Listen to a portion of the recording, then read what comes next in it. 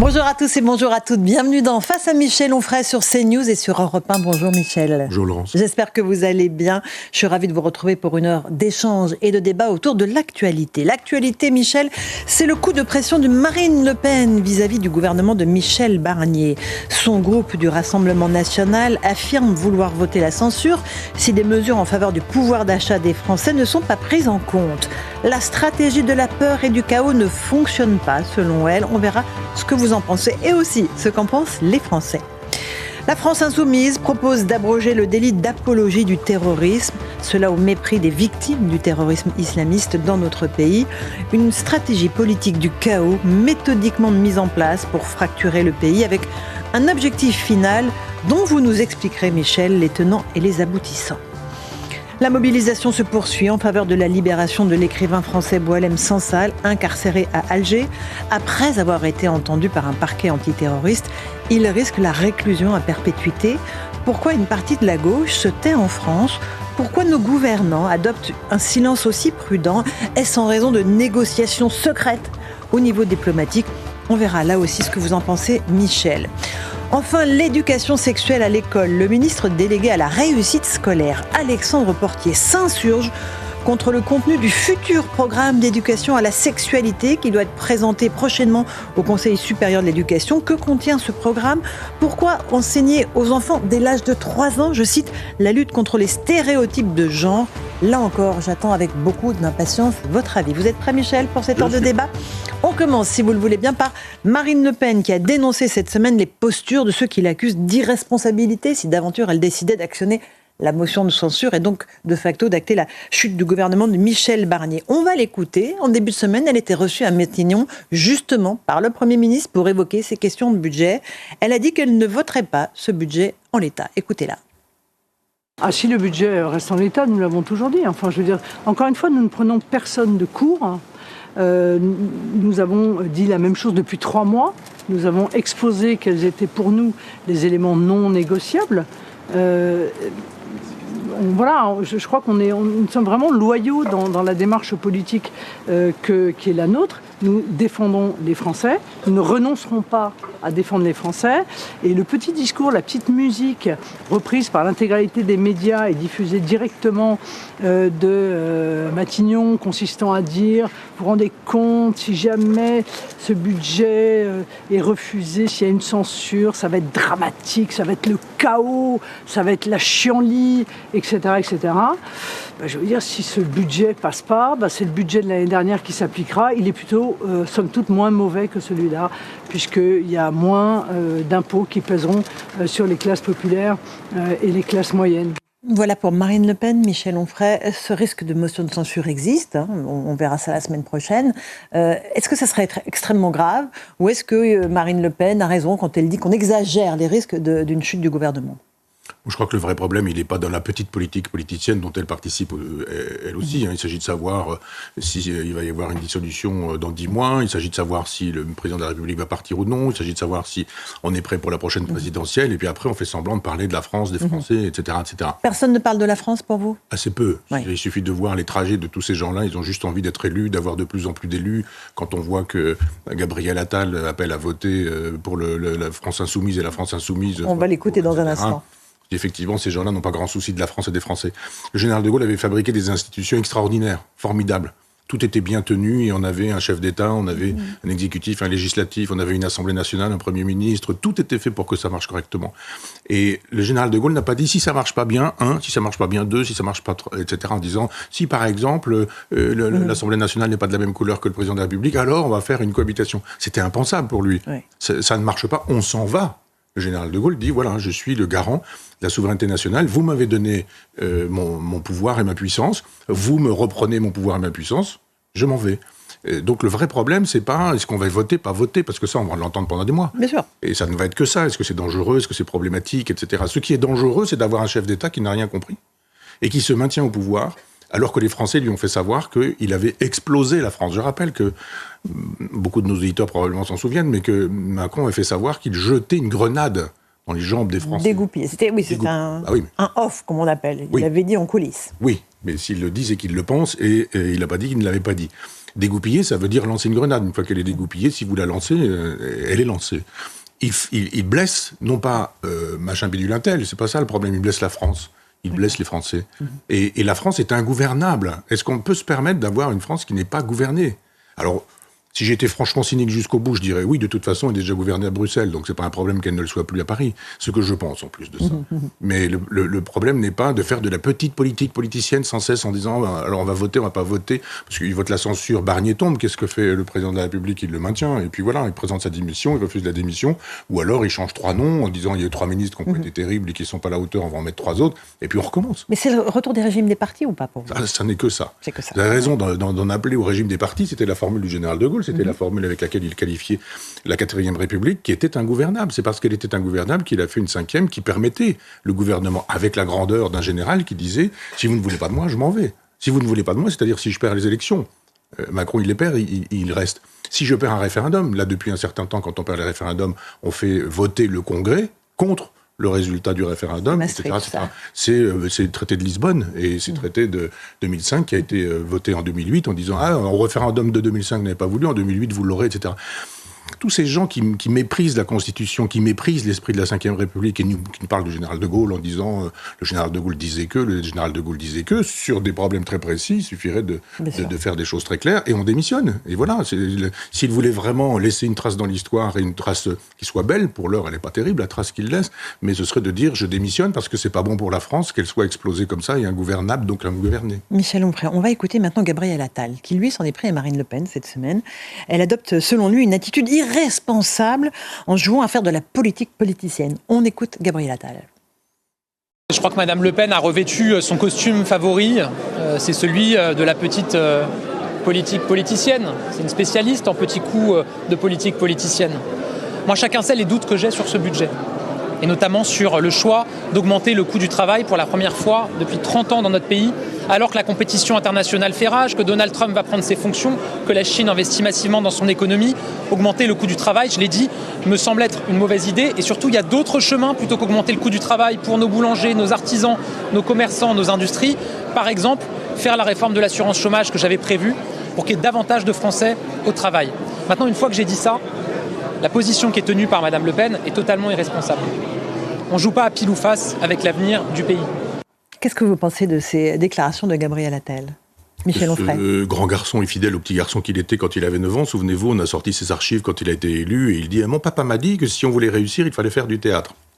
Voilà, il veut réussir et il fait du théâtre. Parce que tout de même, ce monsieur qui s'est allié avec des gens qui justifient ce qui s'est passé le 7 octobre en Israël... Parler de la France insoumise, oui. Je rappelle effectivement que... Alors il ne s'est pas allié à eux, il a appelé au Front républicain au second tour des législatives. On appelle ça un Front républicain et on vote pour les gens de la LFI qui aujourd'hui sont en train de nous dire qu'il faut abolir le délit de terrorisme et qui nous font savoir que le Hamas ce sont des résistants et que après tout les otages français ils n'existent pas et que etc. On connaît l'histoire, on connaît la position. Il s'allie avec ces gens-là. Il fait pas de la politique politicienne, lui, pour sauver son petit poste. Et puis, ce gentil garçon, bien peigné et bien coiffé, quand il a été mis à la porte par Macron, avec les méthodes qui sont celles de Macron, du genre un texto 1 heure avant, disant « tu n'es plus Premier ministre dans 1 heure », là, d'un seul coup, on a découvert la vraie nature. Fini la botte de paille avec les paysans, j'ai compris, bien sûr, oui, je vous entends, je vais ramener tout ça à l'Élysée, vous allez voir, on va changer les choses, etc. Et puis là, d'un seul coup, on voit un type méchant, agressif. On le voit avec Michel Barnier, nous avions salué, enfin, je ne veux pas dire vous et moi, mais au moins moi, le changement de style. Pas de politique, moi je ne crois pas à ce monsieur, il est européiste, Michel Barnier. Mais au moins monsieur poli, courtois, voilà, pas insolent, pas agressif. Et on a bien vu, vous verrez sur le bureau, je vous ai laissé le dossier, quoi. Et c'est ce monsieur aujourd'hui qui nous parle de politique politicienne en stigmatisant Marine Le Pen, en disant qu'elle fait de la politique politicienne. Vous ne l'aimez pas Non, mais moi j'aime les gens qui font de la politique, pas des gens qui font de la politique politicienne. Bon, peut-être a-t-il des convictions, et des vraies convictions pour les Français. J'ai déjà utilisé une formule en disant qu'il n'avait pas de conviction que des intérêts, et ça m'avait valu déjà un texto d'un certain ministre. Bon, on va juste encore évoquer le cas de Marine Le Pen, mais alors côté judiciaire, parce qu'il y a eu cette semaine la fin du procès dans le cadre des assistants du Parlement européen, qui étaient à l'époque du Front National. Elle s'est exprimée à l'issue des audiences, ses avocats ont plaidé, on sait que dans les réquisitions, il y a eu un jugement extrêmement dur demandé, c'est-à-dire une peine de prison, une amende, et également une peine d'inéligibilité, je vais y arriver, exécutoire. Écoutons Marine Le Pen à la sortie de l'audience. J'ai dit que c'était un procès qui était fait par des politiques à des politiques, voire à la politique. Voilà. Et je crois que ça a été révélé de manière lumineuse par Maître Bosselu. Voilà pour Marine Le Pen. Est-ce que c'est catastrophique pour vous ? Ce qui est catastrophique, c'est que la justice ne soit plus juste, mais qu'elle soit politique, que ce soit une justice idéologique, parce que ça, c'est ce qui caractérise les régimes totalitaires. Tout le monde sait qu'à l'époque soviétique, la justice n'était pas neutre. Tout le monde sait qu'à l'époque nazie, la justice n'était pas neutre. Tout le monde sait qu'à l'époque de Franco, enfin, quels que soient les régimes autoritaires, de droite, de gauche, d'extrême droite, d'extrême gauche, etc., la justice est aux ordres. Là, on voit bien qu'une certaine justice est aux ordres. Cette façon de dire on ne veut pas que le peuple vote pour vous, et d'une certaine manière, on va se débrouiller pour que vous ne puissiez pas être présent à des élections comme ça, c'est la meilleure façon de faire de telle sorte que le peuple ne vote pas pour vous. C'est gros comme une maison, ça n'abuse personne. On a vu que d'autres, François Bayrou, par exemple, s'en était sorti un peu mieux. Alors, il ne s'agit pas non plus de dire elle a le droit de faire ce qu'elle veut, quand elle veut, comme elle veut. Elle a fait des choses qui sont répréhensibles d'un point de vue juridique. Donc, qu'elle soit jugée. Je suis pas contre la justice, je suis pour une justice juste, et pas pour une justice politicienne, pour une justice idéologique. Là, on voit bien que tout est fait, et on aura tout, d'ici les prochaines élections, quelles qu'elles soient, mais présidentielles, en particulier, tout sera fait pour la faire tomber, comme tout avait été fait pour faire tomber Nicolas Sarkozy, tout avait été fait pour faire tomber François Fillon, et comme par hasard, rien n'est fait pour faire tomber Jean-Luc Mélenchon. Bon, alors on va continuer à évoquer la situation. Il y a eu beaucoup de manifestations d'agriculteurs encore cette semaine. Michel Onfray, il continue de protester à raison contre le traité de libre-échange du Mercosur. La France va dire non, s'apprête à dire non à ce traité de libre-échange. D'autres pays sont en train de rejoindre petit à petit la France. Est-ce qu'il y aura assez de poids pour ces pays pour dire non à ce traité de libre-échange ? On n'en est pas encore sûr. Écoutons juste un agriculteur qui a poursuivi sa mobilisation toute la semaine. Je pense que c'est une bonne chose que quand même le gouvernement ait pris conscience de la situation au niveau du Mercosur. Donc on est assez satisfait. Par contre, je peux vous dire que ce n'est pas ce qui résoudra tous les problèmes qu'on a sur nos exploitations. Il faut avoir une majorité de blocage au niveau européen pour que le Mercosur ne passe pas. Aussi que le gouvernement, que nos dirigeants aussi européens prennent conscience que l'agriculture n'est pas une monnaie d'échange et qu'aujourd'hui, quand on demande des contraintes aux agriculteurs français, il faut interdire d'importer des produits qui ne correspondent pas à nos normes. Voilà, plusieurs agriculteurs qu'on vient d'écouter. Ils ont raison, Michel Onfray, évidemment, on ne peut pas dire le contraire. On est sur CNews et Europe 1. Alors, c'est plusieurs agriculteurs, mais ils sont dans le même syndicat, vous avez vu, c'est de la Fédération nationale, et ils ont un patron qui, lui, a intérêt à ce que ça passe, cet accord, puisque lui, il fait du marché planétaire et que ça l'intéresse vraiment beaucoup. Donc, je ne veux pas dire que ces paysans sont abusés, il y en a d'autres, je pense à la coordination rurale, par exemple, qui ne sont pas sur ces positions-là, et qui ont compris de fait qu'il y avait un problème. Mais le vrai problème, c'est l'enfumage total, qui consiste à laisser croire que l'Assemblée nationale pourrait décider quoi que ce soit. Je rappelle, depuis 1992, l'Assemblée nationale ne décide de rien qui ne soit chapeauté par Bruxelles. C'est-à-dire tous ces gens qui font de la politique aujourd'hui et qui nous disent on touche pas au Brexit, enfin on fait pas de Brexit, sont des gens qui nous mentent. Y compris Marine Le Pen, bien sûr. Si on touche pas à cette Europe-là, on n'a pas le choix pour l'immigration, on n'a pas le choix pour la politique agricole, on n'a pas le choix pour la politique étrangère. Où est-elle faite, cette politique étrangère, par exemple ? Quand le peuple français a-t-il été sollicité pour savoir sur ces traités-là, oui, bien sûr. S'il était d'accord pour faire cette guerre en Ukraine, par exemple. Ah oui. Vous voyez, sur tous les terrains. Donc là, on fait semblant, à Macron dit tel qu'il est, je ne suis pas pour. Et puis l'Assemblée nationale va dire oh, nous sommes contre. Et puis on va calmer les paysans, c'est comme ça qu'on les calme. Et puis après, il y aura un coup de fil d'Ursula von der Leyen qui dira bon, mon cher Manu, il va quand même falloir que tu comprennes que les lois européennes sont supérieures aux lois françaises. Et Macron dira mais finalement, on ne peut pas, et puis on fera des contre ceci et des contre cela, et puis ça passe.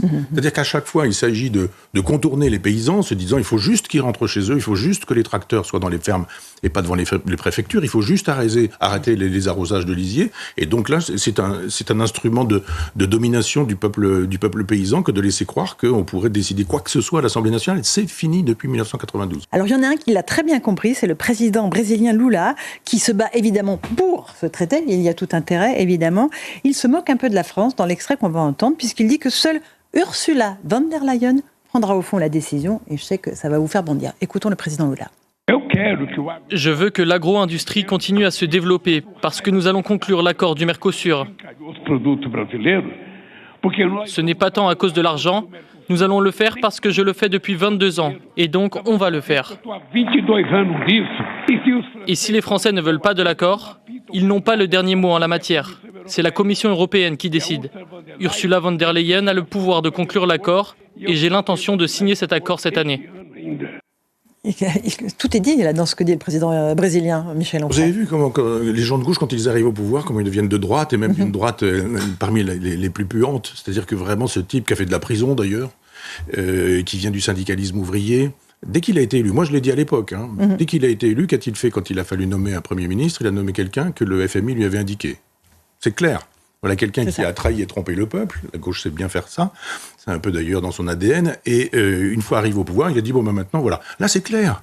Là, c'est vraiment clair. Ce syndicaliste de gauche, prétendument, après avoir fait son tour en prison, dit mais c'est Ursula von der Leyen qui va décider, qui va piloter, etc. Ça n'a plus rien à voir avec une espèce d'icône de gauche, sauf avec ceux qui pensent que la gauche, c'est de toute façon, ça suppose l'agenouillement, et puis que la droite, ça suppose la détestation. Mais on voit bien comment tous ces gens-là fonctionnent. On a vu comment ça a fonctionné avec Podemos, avec Syriza. À chaque fois que des gens de gauche sont arrivés au pouvoir en Espagne ou en Grèce, eh bien, ou même avec l'Italie, souvenez-vous, avec le mouvement 5 étoiles, Beppe Grillo, etc. Ces gens ont été portés par le peuple, et une fois portés par le peuple, vous avez juste des gens qui disent finalement, on peut pas, on n'a pas très bien compris... les finances, c'était pas ce qu'on croit, et puis c'est reparti pour un tour. Bien sûr. Mais après, le constat qu'il fait sur l'Union européenne et qui a le vrai pouvoir, ça c'est implacable. Mais il a donné le nom, voilà. Madame von der Leyen. Voilà, la chef d'État de la France, c'est Madame Ursula von der Leyen, bien sûr. De quelques autres pays. Ça apporte de l'eau à votre moulin. Hélas. Souverainiste. Tellement avoir tort. Mon cher Michel. Un tout petit mot de la grève à la SNCF qui s'annonce pour le 11 décembre. L'intersyndicale maintient son appel à la grève avec des cheminots qui sont poussés à cesser le travail à partir du 11 décembre pour protester contre le démantèlement du fret SNCF qui va se transformer en d'autres sociétés. On va écouter les Français parce qu'ils sont lassés d'être pris en otage systématiquement pour les fêtes de fin d'année. Écoutez quelques réactions recueillies par nos équipes. Tous les ans. Donc c'est récurrent tous les ans à la même date pour les vacances de Noël. Ils se mettent en grève pour avoir des augmentations. Et les usagers sont toujours pris en otage, tout simplement. Donc les gens qui vont en vacances, qui ont travaillé toute l'année, qui sont pris en otage, et ça je ne trouve pas normal, c'est toujours eux qui subissent. Je comprends qu'ils aient envie de défendre leurs droits et leurs avantages, mais c'est vrai que nous on est souvent pris en otage. Moi je trouve inadmissible qu'on empêche les familles de partir pour les fêtes. Croyez pas qu'il y a assez d'argent à la SNCF et laissez les gens tranquilles s'il vous plaît, par pitié. Par pitié, laissez les gens tranquilles. Voilà pour ces réactions de Français dépités. Espérons peut-être que la situation évolue, mais ça, c'est systématique en fait maintenant dans notre pays, Michel Onfray. Oui, il y a d'abord ça, mais il y a quelque chose qui moi me gêne un peu plus, c'est que je suis pas contre je défends les fonctionnaires, donc je suis pas contre le fait que les fonctionnaires aient de l'argent, soient bien payés et qu'on ait Au contraire. Au contraire, et je suis pour. Il est où le service public simplement? C'est la question que je pose. Moi, je prends le train toutes les semaines, au moins une fois par semaine, et sur un certain nombre d'autres lignes quand je vais ici, là ou ailleurs, etc. Ça ne marche jamais. Ça ne marche jamais entre les trains qui n'arrivent pas à l'heure, les correspondances qui sont loupées, entre les ralentissements de ceci, les ralentissements de cela. Non, la SNCF, il y a quand même des trains qui arrivent à l'heure, Michel. Je le prends régulièrement. Je vous parle de manière extrêmement empirique. Bon. Vous avez des difficultés aujourd'hui à dire j'ai un avion à prendre, donc je pars de ma province, donc je vais partir à telle heure, etc. Il faut pas. Parce que de toute façon, vous avez en plus de ça des priorités, j'ai appris ça, c'est-à-dire il y a plusieurs secteurs, vous avez Paris, vous avez la banlieue, la grande banlieue, vous avez la province, etc. Et dès que vous êtes en province, vous êtes systématiquement le dernier. Donc on est les variables d'ajustement. Quand il y a un train qui est en retard quelque part, c'est le fameux effet papillon, vous avez un train qui est en retard, c'est de toute façon la province qui s'en prend plein la figure. La Provence, c'est bien aussi. Parce qu'elle fait partie des provinces. Et moi, je défendrais volontiers un service public qui soit vraiment public. Simplement, il a cessé d'être public, d'une part. Et d'autre part, moi, je n'entends jamais les cheminots défendre l'usager de la SNCF. Je les entends défendre leur feuille de paye. Je suis pour la défense de la feuille de paye. Simplement, montrez-la, qu'on la voit.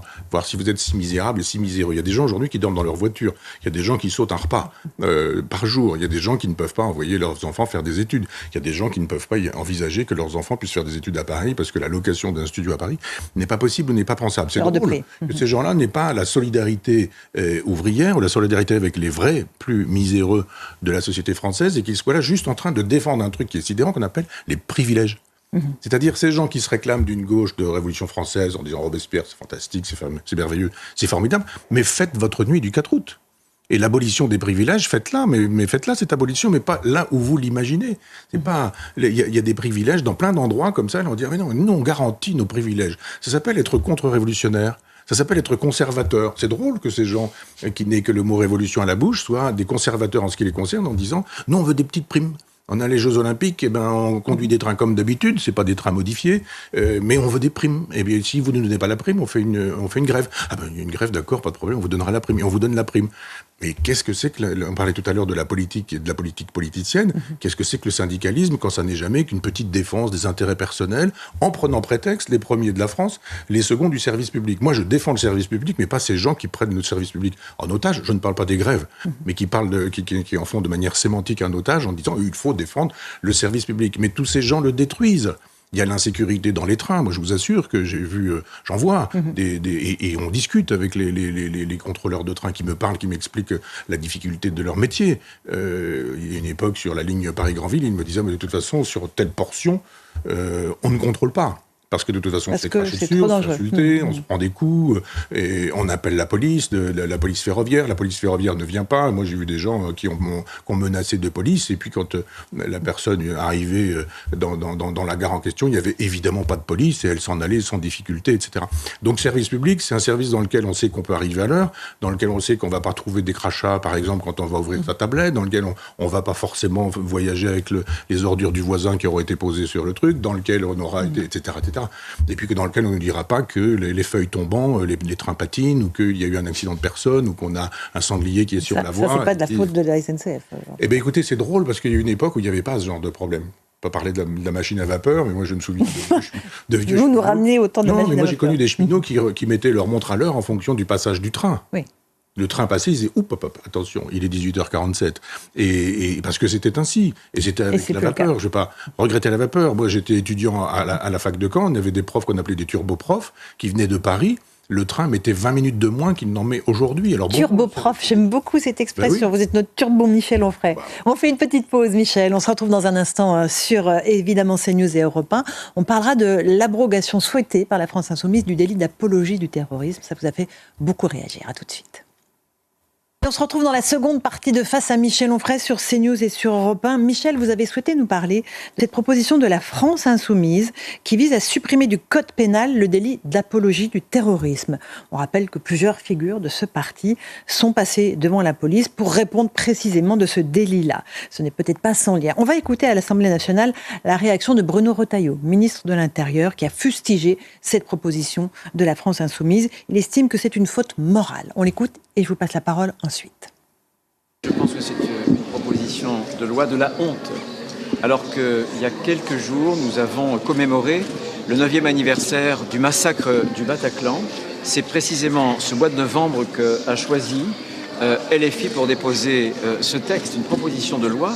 Et je le dis de la façon la plus claire et la plus nette, et aussi la plus précise, qui reviendrait, si elle était adoptée par le Parlement, à effacer totalement dans notre édifice juridique cette notion de délit d'apologie pour le terrorisme. Et j'ai conclu tout à l'heure la réponse à la question d'actualité par ces mots. Il y aura un avant et un après. Et désormais, on ne peut pas considérer LFI comme un parti comme les autres. Voilà pour les mots très fermes de Bruno Retailleau. Comment est-ce que vous qualifiez cette proposition, Michel Onfray ?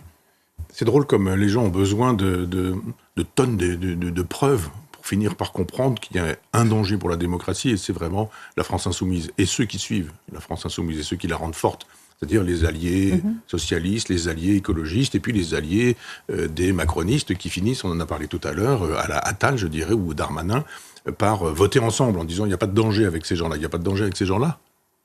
À chaque fois que vous avez des lois mémorielles et que vous avez des gens qui veulent en finir avec ces lois mémorielles, je pense à la loi Guesso-Fabius, si je me souviens bien, exactement. Que je défends. Et dès que vous avez des gens qui commencent à toucher à cette loi-là, c'est juste parce qu'ils ont envie de nous dire que les chambres à gaz n'ont jamais existé, que c'est une invention des Juifs, qu'il n'y a jamais eu un seul Juif de gazé, parce que finalement c'était une affaire de sionisme international, la preuve, ils ont eu leur État, etc. Enfin, on connaît les arguments de tous ces gens-là, c'est drôle. C'est drôle d'ailleurs que ces arguments qu'on trouve chez Roger Garaudy, qui a été communiste pendant des années et qui a fini négationniste et grand ami de l'Iran à cette époque-là, c'est drôle comme il y a quelque chose qui se tient, les fameux rouges-bruns. On a un fascisme là qui est en cours, on voit du fascisme partout sauf là où il est. Et les gens qui commencent à nous dire supprimez les lois qui nous interdisent de faire l'éloge du terrorisme, supprimez les lois qui nous interdisent de dire qu'il n'y a pas eu de chambre à gaz, supprimez les lois qui, etc., etc. Mais je veux dire que quand Jean-Marie Le Pen a parlé du fameux point de détail, on en parle encore. Bien sûr. S'il doit mourir un jour, on en parlera. Je peux même vous parier que le mot détail sera dans certains titres, etc. Enfin, peu importe. Peu importe.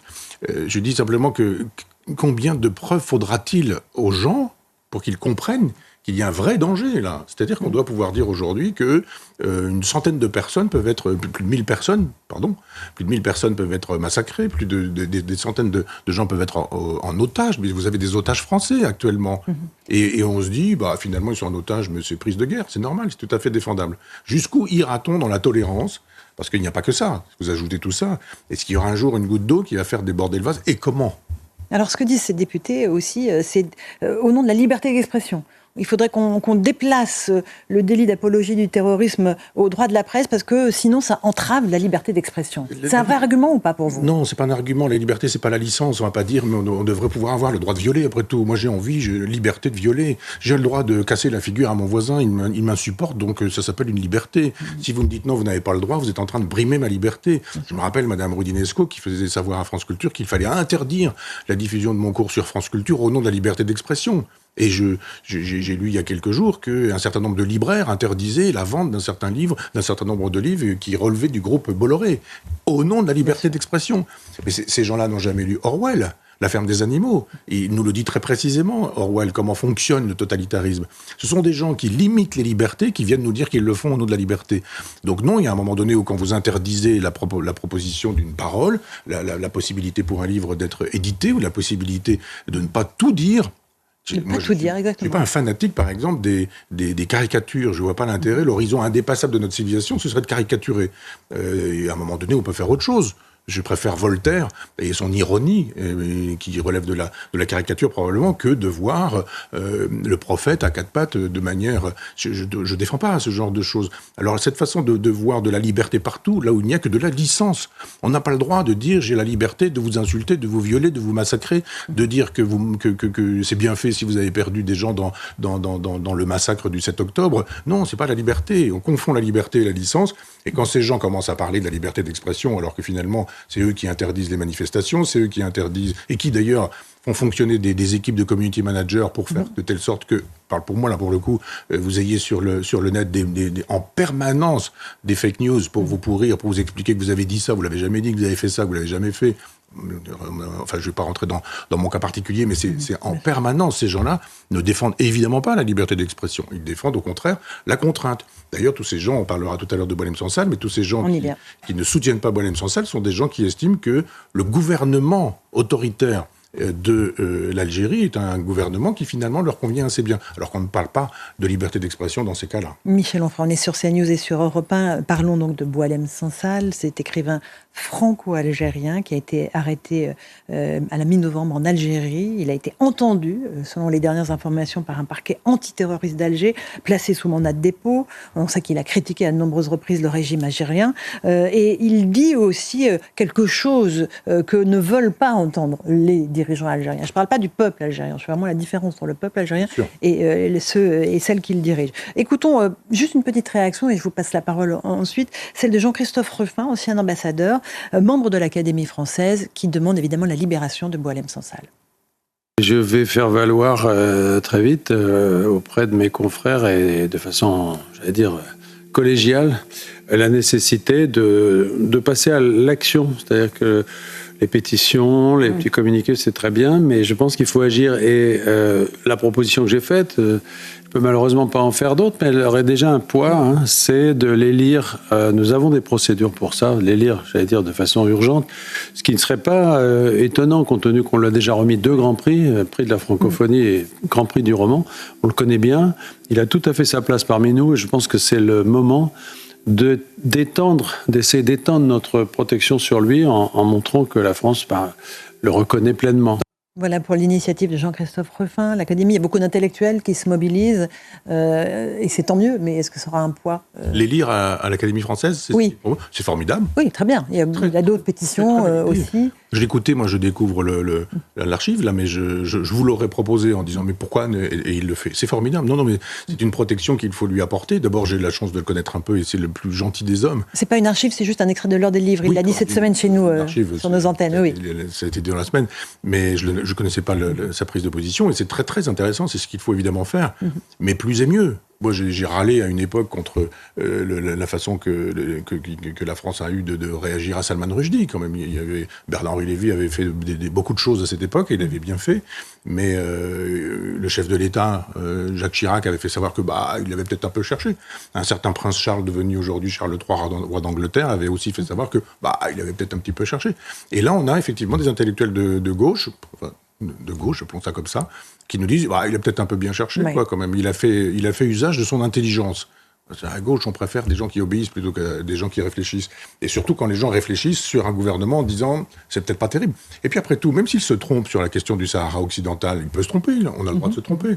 Et il donne un avis, on le discute. On dit non, il ne dit pas vrai parce que. Et pour le Sahara occidental, faisons des débats, des rencontres, etc. Mais pas directement la prison. Bien sûr. Pour quelqu'un qui a avec une peine extrêmement lourde qu'il risque. C'est terrible, il risque la prison à vie. Juste pour avoir manifesté une idée. On ne met pas en prison, sauf dans les régimes tyranniques et dictatoriaux, on ne met pas en prison quelqu'un pour ses idées. Le silence, pour l'instant, des ministres, du gouvernement, du président, expliqué de façon volontaire, en disant attention, restons prudents et discrets sur ce dossier, parce que visiblement, il y a des négociations qui sont en cours. Espérons qu'elles aboutissent, espérons que ce soit la bonne méthode. J'ose espérer, je crois simplement que le chef de l'État n'est pas crédible auprès des Algériens. Pourquoi ?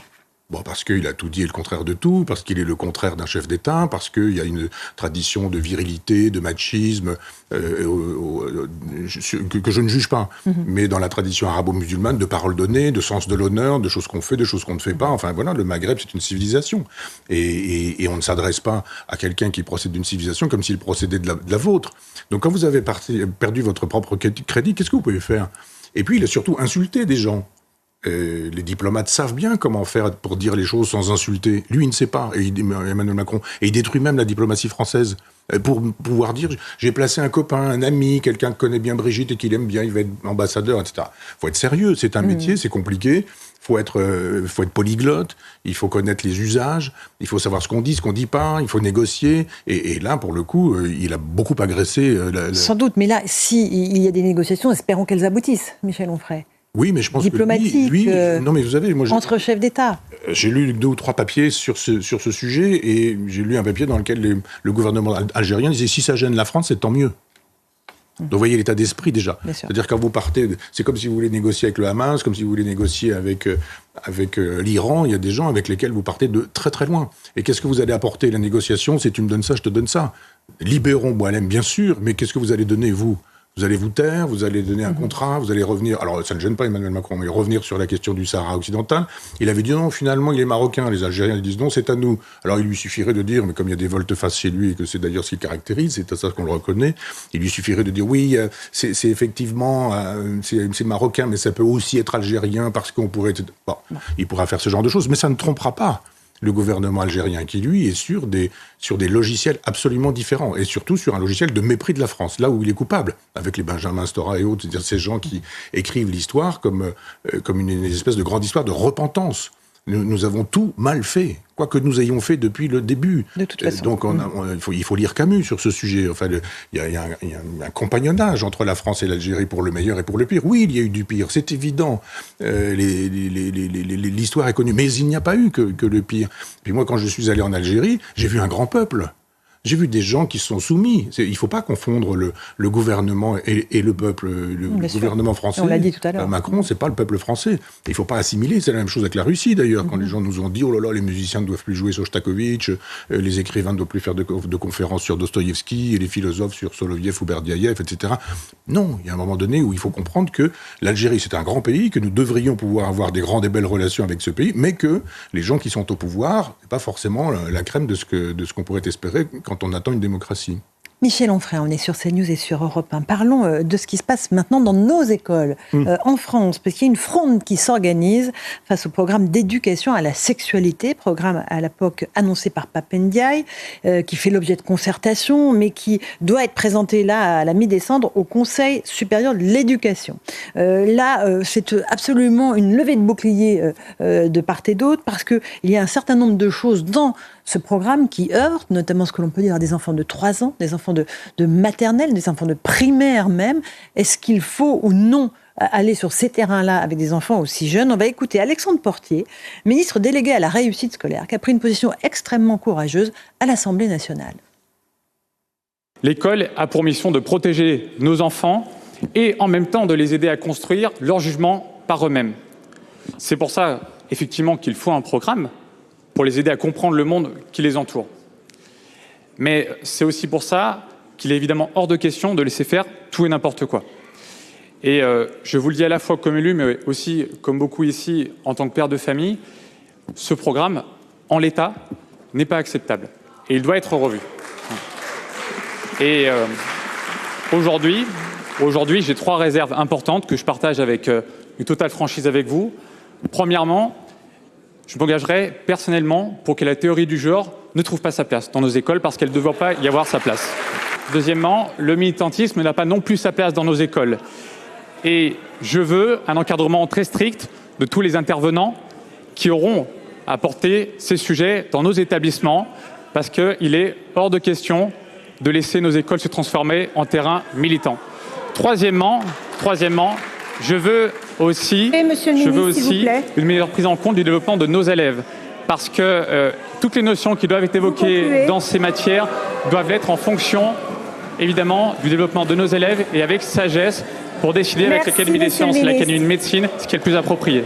Voilà pour les positions courageuses d'Alexandre Portier, et c'était au Sénat, pas à l'Assemblée nationale. Mais il dit non, on ne peut pas dire à un enfant de moins de 3 ans, tu peux être bisexuel aussi. Non, on ne peut pas dire à un enfant de 8 ans, tu peux avoir plusieurs amoureux. Non, on ne peut pas parler de transition ou d'identité de genre à des enfants en maternelle.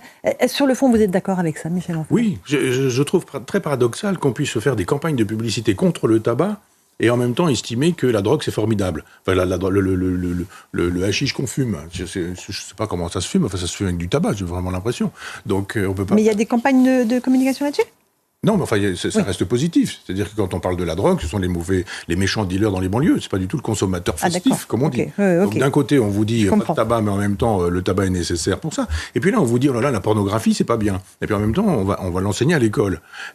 Tout ça, ça relève du privé. Là, moi, je suis pour tout ce qui est possible et pensable de manière privée. Je suis libertaire sur ce terrain-là, donc je pense que dans la mesure où vous ne nuisez à personne, et même si vous nuisez à des gens et que c'est de manière contractuelle, lire ou relire les textes de Gilles Deleuze sur la question du masochisme, si vous voulez prendre des coups et que quelqu'un veut vous en donner, après tout c'est contractuel, c'est votre affaire, et j'ai rien à dire contre ça.